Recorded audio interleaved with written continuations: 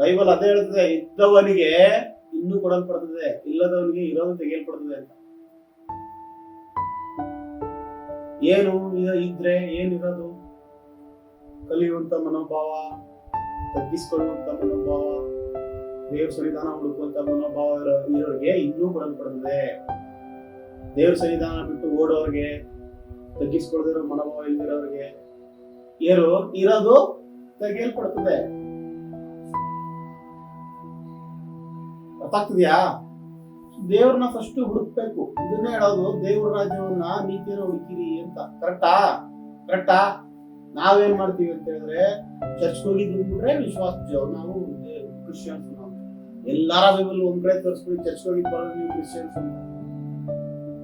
ಕ್ರಿಸ್ತನ ಹಿಂಬಾಲಿಸೋರಿಗೆ ಕ್ರೈಸ್ತರು ಅಂತ ಕರೆಯೋದು, ವಾಕ್ಯದ ಪ್ರಕಾರ ನಡೆಯೋರಿಗೆ ಕ್ರೈಸ್ತರು ಅಂತ ಕರೆಯೋದು. ಚರ್ಚ್ ಹೋಗಿ ಬಂದ್ಬಿಟ್ಟು ಕಾಣಿಕೆ ದಶಭಾಗ ಮತ್ತೊಂದು ಕ್ರಿಶ್ಚಿಯನ್ಸ್ ಅಲ್ಲ. ನಾನು ಕುತ್ಕೊಂಡು ಒಂದು 1 hour ದೇವ್ರ ಪ್ರಸನ್ನತೆಯಲ್ಲಿ ಸಮಯ ಕಳೆಯಕ್ಕಿಲ್ಲ ಅಂದ್ರೆ ನಾನು ಇಂಥ ಕ್ರಿಶ್ಚಿಯನ್. ನಾನು ಹೇಳ್ತಾ ಸುತ್ತಬೇಕು ಕ್ರಿಶ್ಚಿಯನ್. ನಾನು ಆಗಾಗ ಹೇಳ್ತಿರ್ತೀನಿ, ನಾನು ಕ್ರಿಶ್ಚಿಯನ್ ಅಂತ ಹೇಳ್ತೀವಲ್ವಾ ನಾವು. ನಾನು ಕ್ರಿಶ್ಚಿಯನ್ ಅಂತ ಹೇಳ್ತೀವಲ್ವಾ ನಾವು ಕ್ರಿಶ್ಚಿಯನ್ಸ್, ಹಂಗ ಹೇಳ್ತೀವಲ್ವಾ ನಾನು ಕ್ರಿಶ್ಚಿಯನ್ ಅಂತ ಅಲ್ವಾ ಕನ್ನಡದಲ್ಲಿ. ಇಂಗ್ಲಿಷ್ ಅಲ್ಲಿ ನಾನು ಕ್ರಿಶ್ಚಿಯನ್ ಅಂದ್ರೆ ಏನ್ ಗೊತ್ತಾ? ಈಗ ನಾವು ಕನ್ನಡ ಕ್ರಿಶ್ಚಿಯನ್ ಅಂತ ಅನ್ಕೊಂಡಿದೀವಿ. ನಾವು ನಮ್ಗೆ ಗೊತ್ತಿದ್ರೆ ಇಂಗ್ಲಿಷ್ ಕ್ರಿಶ್ಚಿಯನ್ ಹೇಳ್ತಾ ಇದೀವಿ, ನಾನ್ ಕ್ರಿಶ್ಚಿಯನ್ ಅಂತ.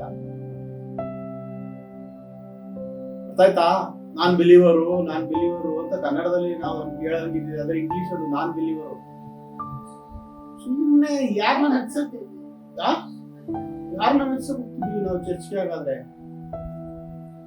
ವಾರ ಹೋಗೋದು, ಅದಾದೇ ಓದ್ತಾರೆ, ಅದಾದ್ಮೇಲೆ ಕೇಳ್ಕೊಂಡು ನಾವು ಇಲ್ಲಿ ತಿಂತ ಇನ್ನು ಓದ್ತಾ ಹೋಗೋದು.